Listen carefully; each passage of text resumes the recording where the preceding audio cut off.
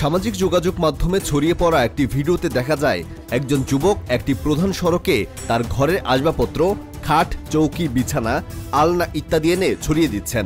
ভিডিওতে যুবককে বলতে শোনা যায়, এই জায়গা আমার, এই জমির কাগজ আমার কাছে আছে, আমি গাড়ি চালাতে দিব না, সেনাবাহিনী আসুক, এসে আমাকে ডিম দিক, ধরে নিয়ে যাক।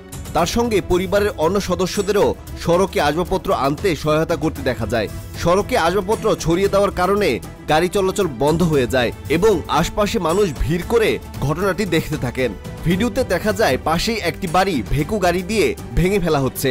ধারণা করা যায় সেটি যুবকের বসবাস করা ঘর এবং সেটি ভেঙে ফেলায় ক্ষিপ্ত হয়ে তিনি সড়কের অংশে নিজের দাবি করা জমিতে আসবাবপত্র ছড়িয়ে দেন।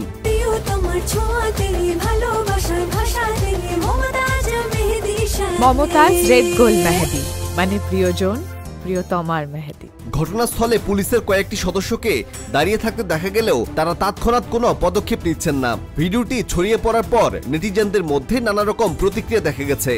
কেউ সমর্থন করছে যুবকের প্রতিবাদ, কেউ আবার প্রশ্ন তুলেছেন তার পদক্ষেপ নিয়ে। একজন লিখেছেন, এভাবে আসবাবপত্র রাস্তায় ছড়িয়ে জনগণের অসুবিধা তৈরি করা কোনো সমাধান নয়। আরেকজন লিখেছেন, রাস্তা সবার জন্য, ব্যক্তিগত জমির দাবি থাকলেও রাস্তা বন্ধ করা উচিত নয়।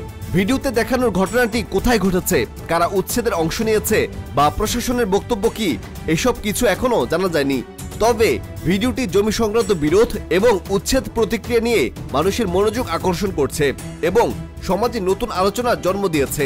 Desk report, অপরাজয়া।